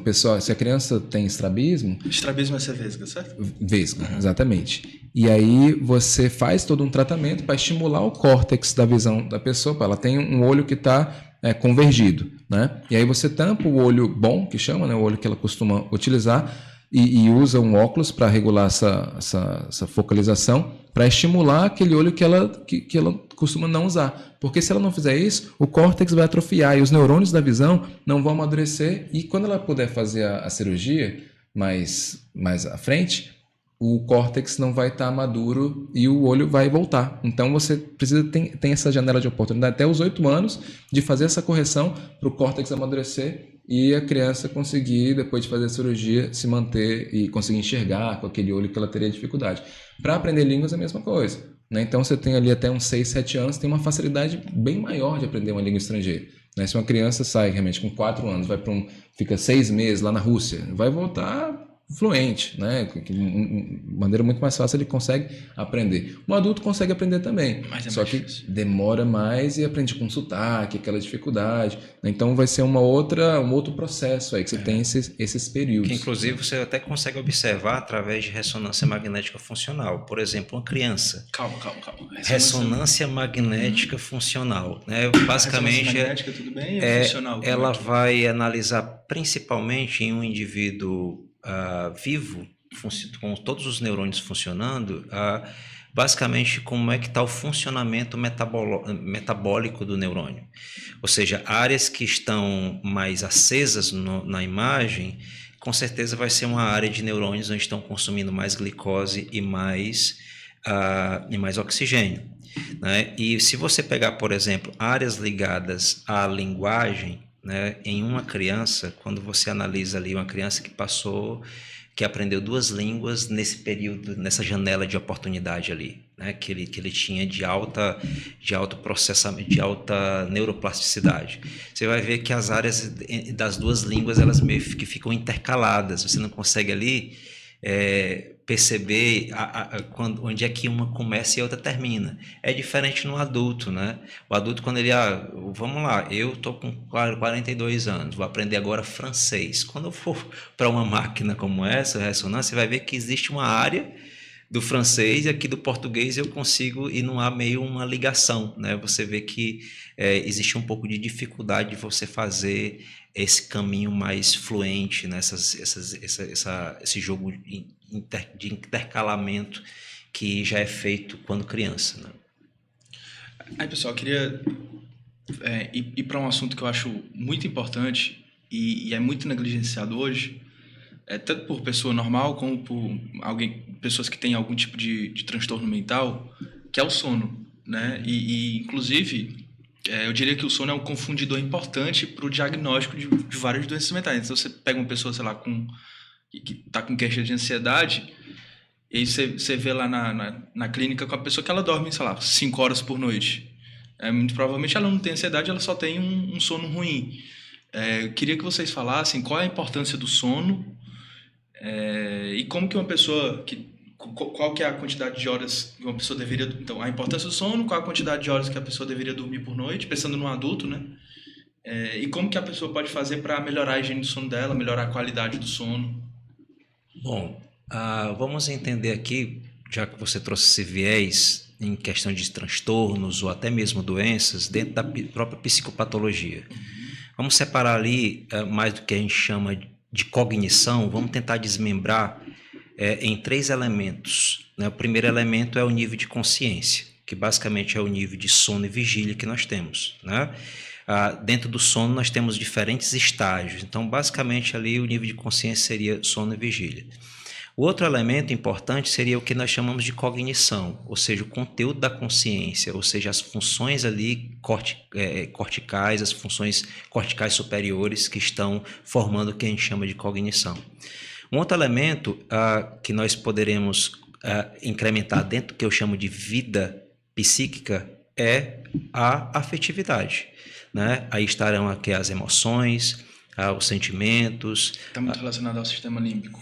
Não só, porque o sistema límbico, ele há muito tempo foi visto como um sistema fechado. A gente sabe que ele não é um sistema fechado, mas existem outras áreas que vão construir esse aspecto que anteriormente era chamado só de emoções, mas que a gente chama de afetividade, né, que compõe o humor, que compõe as emoções, sentimentos, né, afeto, paixões, e inclusive colocado recentemente até mesmo a motivação. Essas 3 bases que formam a vida psíquica, elas conversam entre si.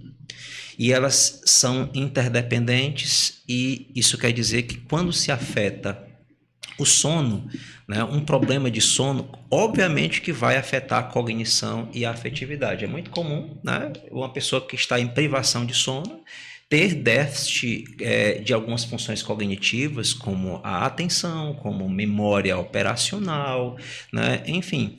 Como também ele vai ter problemas no humor, né?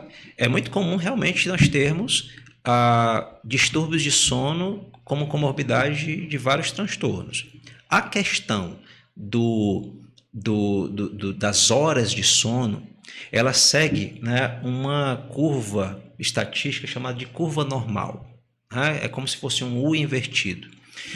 Onde a maioria realmente das pessoas, pelo menos indivíduos adultos, porque essa duração de sono ela varia ao longo da vida, né? Mas em indivíduos adultos gira em torno de 7 a 9 horas de sono de qualidade. Quando eu estou colocando sono de qualidade... Você tem que ter pelo menos 15% do tempo sono profundo. E aí, exatamente, nós temos ali, além da quantidade... que é importante, nós temos um outro elemento que é a qualidade, que segue uma hierarquiazinha, né, de sono leve, né? Nós temos ali a pessoa que entra nas fases do sono, ela prossegue ali no sono leve, depois sono profundo. Isso aí normalmente é descrito como fase, né, NR1, NR2, NR3, e em seguida ele pula para um estágio de alta ativação neuronal, né, que é o sono REM. Isso ele faz alguns ciclos, né? Ele faz sono não REM-REM, sono não REM-REM, e assim por diante, mais ou menos uns 5 ciclos, 6 ciclos por noite. Só que, claro, nós estamos falando de estudos populacionais em que o normal em termos estatísticos seriam esses, né? Agora, um outro elemento, falei 3, quantidade e qualidade, o outro elemento é a própria rotina de sono.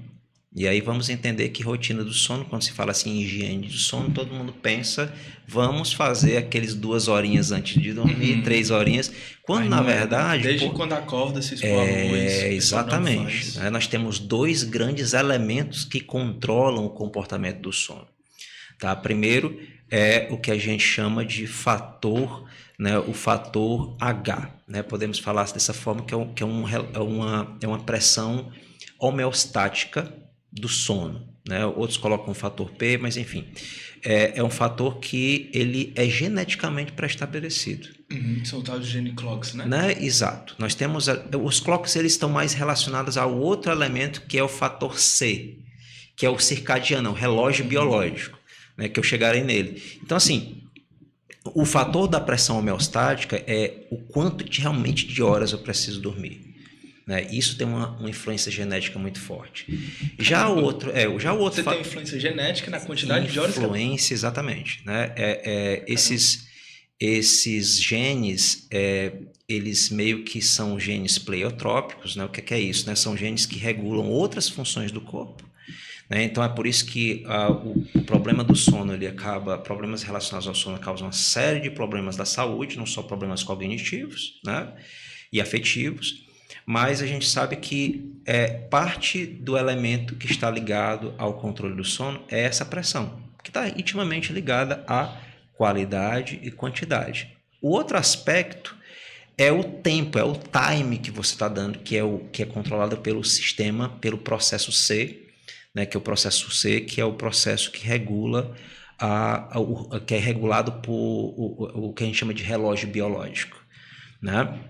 Aí sim, a rotina do sono ela tem muito a ver com isso. Por quê? Porque existe um relógio central, que ele é regulado, que tem como principal estímulo regulador, sincronizador, podemos dizer assim, a luz de dia. Então a melhor coisa que você faz é de dia se expor, né, abre a janela do quarto, a maior quantidade de luz, para ter ali um marco molecular de que aqui é a hora que você tem que acordar. É bom se eu falar também, professor, a importância de que não é a luz que você tem que se expor, não é essa luz a luz aqui, natural. É a luz do sol. Natural. E quando você mede a lux, por exemplo... É lux, exatamente. A luz do sol você vai para, sei lá, exatamente. 20 mil, 25 mil, essa luz aqui vai o quê? 800 mil, né, de lux. Isso. Lux é a medida da intensidade, da luz, né? Por fótons de luz, né? Por uma área ali incidida. Então, assim, nós temos ali desde você se submeter à luz, como lá no finalzinho, na outra ponta, você tem que ter um conjunto de comportamentos. Isso inclui também você regular um pouco do seu estresse, estar um pouco mais em relaxamento, para você liberar melatonina num horáriozinho adequado. O que fica no meio ali, né?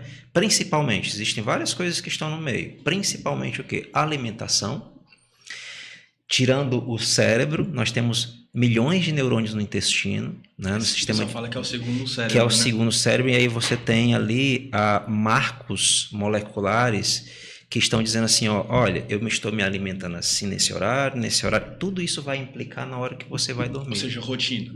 Uma rotina. Se você começa a se alimentar e tem, inclusive, não é só rotina de comer, é rotina também de defecar. De fazer cocô. Você está entendendo? Então aí você tem ali marcos que estão ali, ó, dizendo, lá na frente vai dar legal. Um outro aspecto que eu poderia também incrementar é o horário que você faz atividade física. Né? Com isso, né, nós temos aí uma série também de hábitos sociais que vão regular esses relógios. E aí o interessante é que esse processo C, né, esteja alinhado com o processo, né, uns dão H, outros dão P, mas eu gosto mais do S, né, o processo S, que é o processo ligado a questão homeostática, a pressão homeostática do sono, que é a questão da pressão do sono em si. Né? Aí, professor Taweli,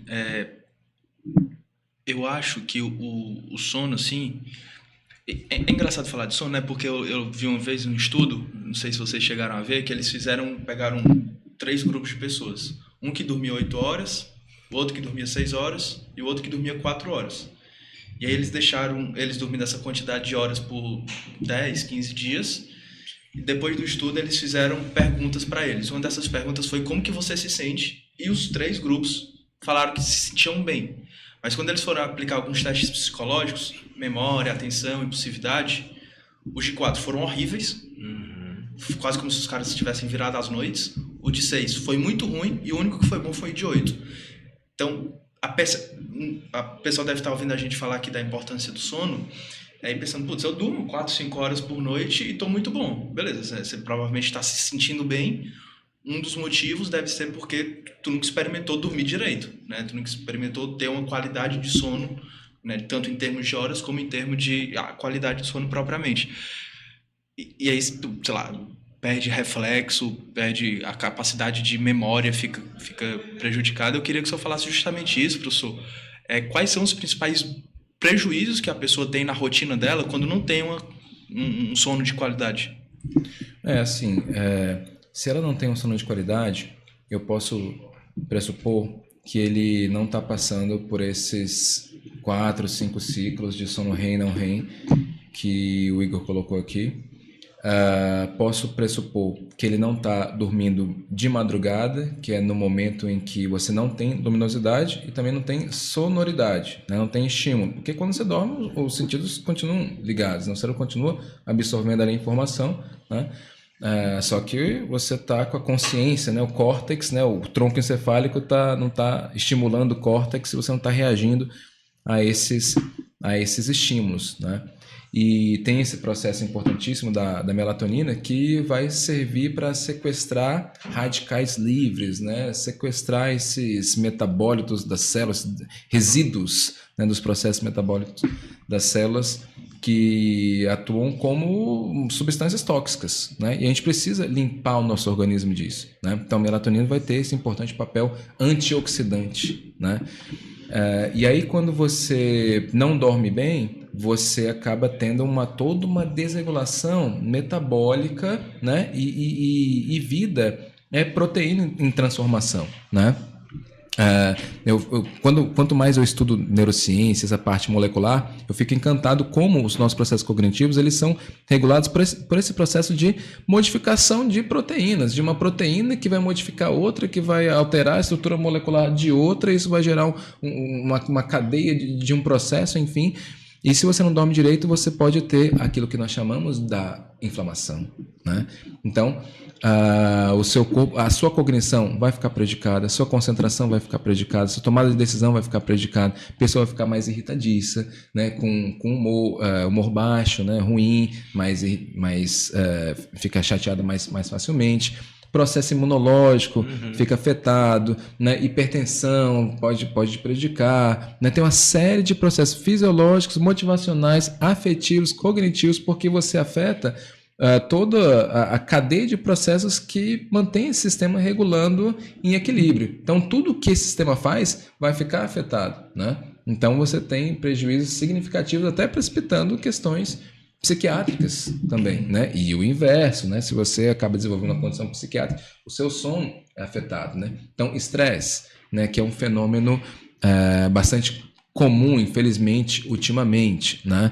Dessa correria, de ter que cumprir, né, as atividades, muito trabalho, o dia inteiro trabalhando, né? E você bota na rede social, né, aquela pressão por ser bem sucedido, então faça sua correria, né, trabalhe enquanto os outros estão dormindo, né, então faça seu esforço. Isso aquele é extremamente ansiolítico, né, professor? papo, ansiolítico não, ansiogênico. Ansiogênico. Né, que ansiolítico lise tem a ver com quebra, assim, seria para diminuir a... Né, então a meditaçãozinha seria um ansiolítico, né?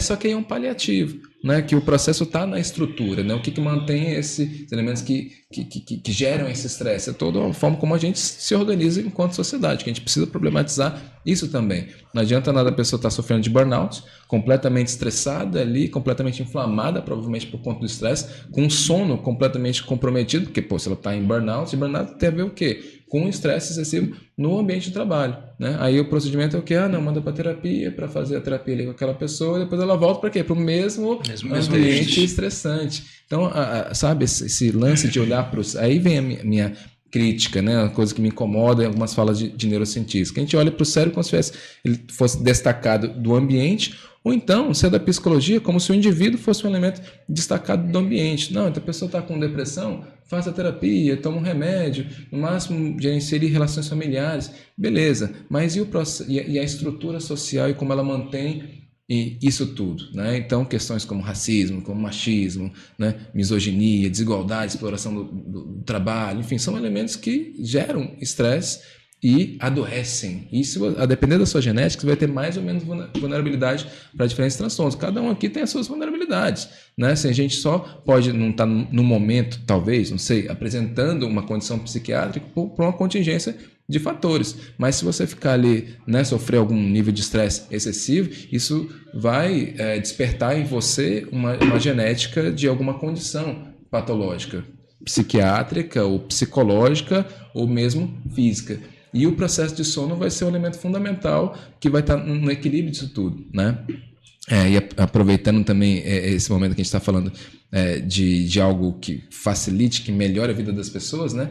Então o processo de sono já ficou bastante evidente o quanto que ele é fundamental, né? E que a higiene do sono, né, como você bem colocou, não é só não olhar celular quando vai dormir para não ser exposto àquela luz azul, aquela luz forte ali, que vai inibir a glândula pineal e a melatonina, não só ir deitar e deixar tudo em silêncio, mas é um processo ao longo de todo o dia. Então o sono é fundamental, mas exercício físico acaba sendo fundamental, né? Então ser sedentário é algo que prejudica, te predispõe a questões não tem psiquiátricas. muito pra onde correr, né? São a tríadezinha mágica para você ter uma saúde e longevidade. É dormir bem, comer bem e fazer exercício físico. Né? Dormir bem, comer bem, fazer exercício físico. Aí tem a questão da regulação do estresse, né? Sim. E aí a terapia pode ajudar bastante, né? Nesse elemento. E tem um quinto elemento que eu não vou falar. Deixa pro pessoal do mais 18 aí, né? Depois colocando, não falando do quinto elemento, né? Mas do quarto, a psicoterapia é algo muito importante, né? Necessária. E também algumas estratégias mesmo, ler um livro, né, que ali traga novos conceitos, né, fortaleça talvez suas crenças, mas que tire um pouquinho você ali daquela nuvem de pensamentos, que às vezes a pessoa está fazendo o treinamento dela, comendo bem e às vezes não está dormindo bem por elementos cognitivos ligados à ansiedade. Né? Um aspecto super importante que qualquer uma pessoa pode fazer é inclusive fazer ali um diáriozinho, onde às vezes você pode contar uma historinha ou então colocar todas as preocupações da sua mente naquele momento ali, e isso de repente pode ajudar você a não ficar tão preocupado com o amanhã, né? Porque às vezes eu estou com a cabeça muito cheia, coloco tudo ali no papel e aí eu vou começando isso aqui não é de hoje, mas é de amanhã, né? Se voltar um pouquinho para o estado presente, para o momento presente, ajuda eu não ficar pensando tanto no amanhã ou ruminando coisas do passado, né? Ou situações que aconteceram, situações desagradáveis que aconteceram durante o dia. E isso acaba me ajudando a dormir melhor. Pô, professor, muito bom, muito bom. E já se encaminhando aqui para o final, a gente tinha muito assunto ainda para tratar, né? De algumas doenças neurodegenerativas, falar mais de estresse, né? Como que ele age no sistema nervoso. Mas eu vou aqui, por causa do horário, né? Ir para um quadrozinho que eu bolei, que é um verdade ou mito. Então, a ideia aqui é eu vou falar uma frase, e vocês vão dizer se é verdade ou mito, e podem dar uma comentada, mas a ideia é que seja uma coisa mais rápida, beleza? Bom. Então vamos lá. O livre-arbítrio não existe à luz das neurociências. Verdade ou mito? Polêmico. Polêmica. Ele começou logo na jugular. Não tem, na verdade, você tem a grande maioria vai dizer... É verdade ou mito que o livre-arbítrio não existe? Tem que começar a responder. Existe livre-arbítrio? Sim e não. Sim e não. A maioria dos neurocientistas dizem que não. Né? Mas tem uma linha que defende que sim. E aí depende do conceito de livre-arbítrio, né? Mas assim, o cérebro ele está em interação com o meio, então não podemos falar do cérebro em si, mas é um processo que é dialético, né? Que está embebido nesse contexto todo. Então, assim, não tem uma posição definida. Quem fala, não existe, é porque ele está dizendo. Nossa tomada de decisão, realmente ela é muito levada para algo mais automático, não pensado e que leva a crer que o livre-arbítrio não exista. Mas existe realmente uma linha que mostra que existe ali um livre-arbítrio. Então, são coisas que são cenas dos próximos capítulos. Você pode perguntar o que a gente acredita, né? Eu particularmente acredito que não existe. Eu acredito que existe. Se eu tivesse feito essa pergunta 10 minutos antes, dava pra gente entrar nesse debate. Isso. Fiquei pro próximo episódio. A outra mais polêmica aqui. Como os estudos em neurociência são feitos em animais, sua aplicabilidade aos seres humanos é baixa. Mito. Sou eu que estava pensando. Eu não entendi bem a pergunta. Como a maioria dos estudos que se relacionam à neurociência são feitos em animais, camundongo, roedor, a aplicabilidade desses estudos é baixa para os seres humanos. Mito. Você não pode ter uma transposição... Porque o cérebro é muito parecido, né? Ipsilitris, né? Então foi descoberto recentemente que, por exemplo, o rato tem um receptor a mais de serotonina, diferente da gente. Então, você vai fazer estudo de depressão, por exemplo, que envolve muito serotonina, você não pode fazer realmente essa transposição, né? Mas os indícios estão ali. Pura. Mas tem muitos elementos na biologia, muitos elementos em comum.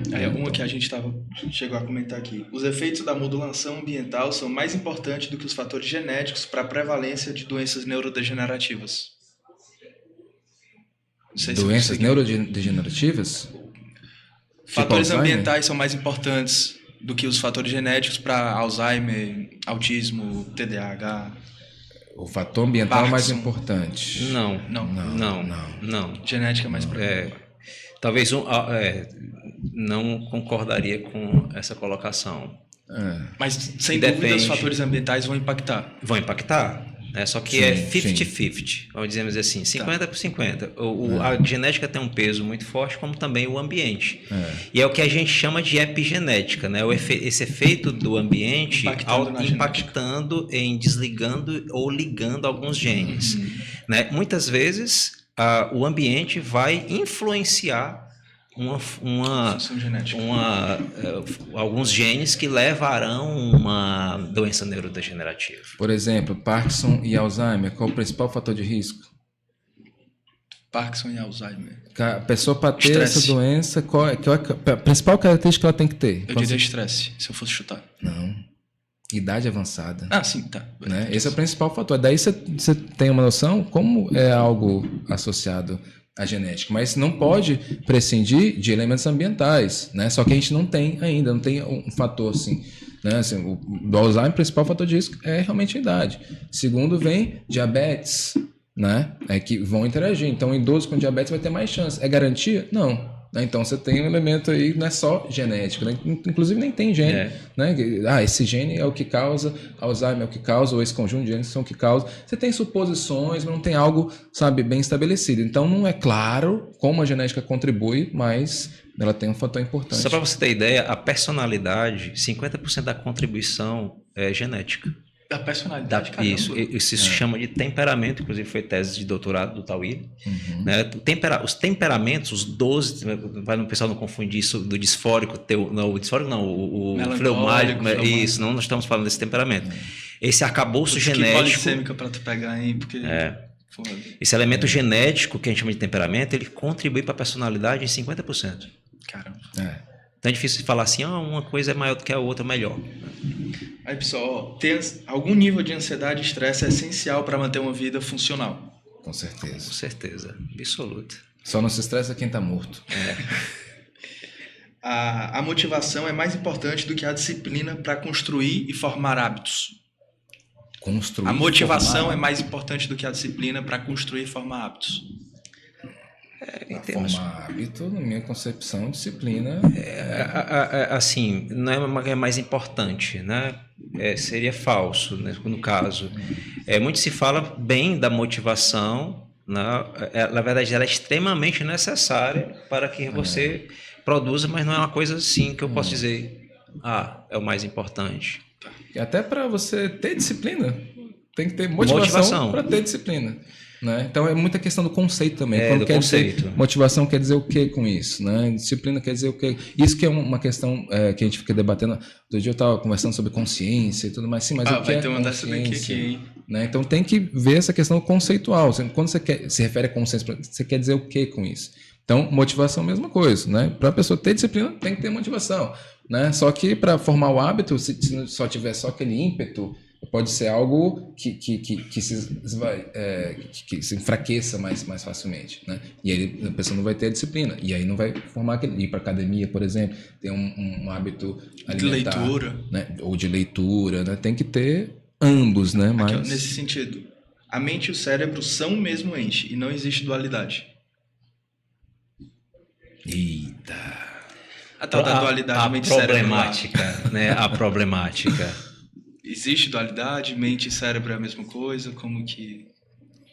Se você se refere à mente como um espírito, uma alma? Como consciência, talvez. Complicado, assim. Não chegamos a nenhum denominador comum em relação a isso. Eu tenho uma visão mais monista, que é como se fosse uma coisa só. Não tenho uma visão muito dualista, não, mas... algo ainda se discutir. Não chegamos ainda nesse denominador. Eu diria assim, aquela história. Grande maioria dos cientistas vai dizer que é monismo, que é materialismo, né? A função do cérebro é produzir a mente. Mas tem pesquisadores sérios, né, que advogam a favor de uma teoria. Eu não vou para uma linha extrema do monismo, mas eu penso ali como um elemento. Aí, pessoal, para ir para os finalmente aqui, eu queria que cada um de vocês desse uma indicação de um livro para quem quiser entender mais sobre neurociência. Pode ser manual acadêmico, pode ser algum livro que vocês tenham lido. Tem aquele Nação Dopamina lá, que é clássico, né? Eu vou sugerir o livro Comporte-se, do Robert Sapolsky. Eu li o da Zebra. Bem bacana, mas o livro Comporte-se ele é muito bom porque ele trabalha desde o aspecto mais biológico, aí ele traça ali uma reta que chega lá no elemento cultural, e que esse elemento cultural que influencia o desenvolvimento do cérebro e também o comportamento. Comporte-se do David Sapolsky. Do Robert Sapolsky. Robert.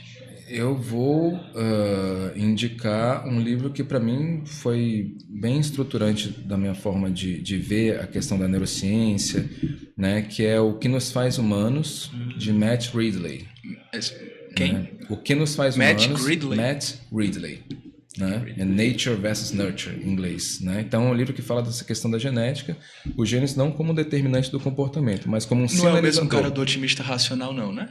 Não. Meu nome é parecido. Então, os genes não são determinantes do comportamento, eles são sinalizadores, né? São predisponentes. Você tem ali a potência, mas precisa ter essa estimulação ambiental para vir desenvolver, né? A expressão genética se modificar, aquela história. Sim. Né? Um bebê muito estressado quando criança, ele vai ter umas modificações epigenéticas que vão perdurar a vida inteira. Mas se ele for afagado, tiver carinho, afeto, né? Ele vai ter outras modificações que vão protegê-lo mentalmente, né? Então, como o gene e o ambiente interagem na construção do psiquismo. Apesar de ele ter uma linha paradigmática que é um pouco diversa da minha, mas a ideia do livro eu achei fantástica para entender né, como esses elementos interagem na formação da eu subjetividade. queria também que cada um desse uma sugestão aí de um assunto ou de um convidado. Pode nominar alguém se quiser para eu trazer aqui para conversar de algum assunto. Um assunto? Um assunto ou um convidado? Eu acho interessante Daqui de Fortaleza? Não, um assunto ou convidado. Né? Um assunto ou convidado. Eu acho que na tua área da economia, acho que é bem legal trazer algo voltado para a tomada de decisão, né? Algo que realmente promova, né, saúde mental de uma forma, né, algo bem aplicado à questão do estresse, né? Eu acho que seria mais ou menos 2 assuntos interessantes. Tá, ele tem alguém? Tu perguntou alguém de Fortaleza? Tem alguém em mente de fora? Não, que se for falar alguém, eu sugeri Marcelo Gleiser, né? Mas, ele fala assim, de inteligência artificial, não é?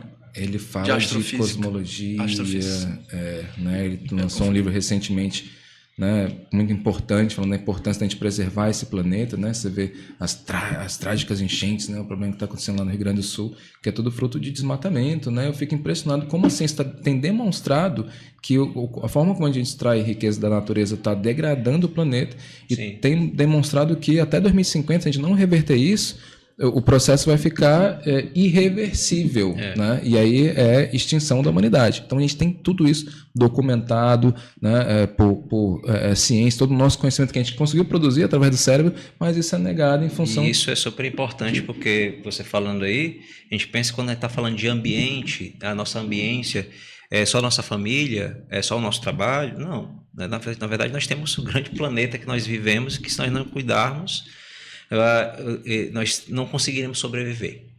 Pessoal, para encerrar, eu queria que cada um desse rapidinho uma mensagem principal assim, do que vocês acham que as pessoas deveriam aprender aqui do que a gente conversou hoje. Saia do celular. A ideia é essa mesmo, porque como nós comentamos, esse fato de ficar tão preso ao celular só vai realmente regredir, podemos dizer dessa forma, o desenvolvimento, não só como espécie, mas como indivíduo. Eu acho isso importante. Infelizmente, neurocientistas contribuíram para desenvolver essa tecnologia do celular, né, e tá para captar nossa atenção e acaba nos prejudicando. A minha dica é que sejamos mais cooperativos, né, que a gente pense mais coletivamente. A gente tem um viés muito individual, de um salve-se quem puder, e o mundo se está vendo para onde está caminhando. Então a gente tem que olhar para o lado, para a pessoa, se preocupar com a pessoa, ter empatia pelas pessoas que estão próximas da gente, né? Ter esse olhar mais realmente de coletivo. Eu percebo que é um mundo muito individual, muito competitivo, a gente tem que rever esse nosso posicionamento. Pessoal, obrigado pelo podcast. Pessoal, obrigado por quem acompanha até aqui. Comentem aí sugestões também, digam o que vocês acharam do episódio, crítica, sugestão, elogio, fiquem à vontade. E se inscreve, comenta, curte, compartilha, não sei o quê. Um abraço, pessoal, até a próxima.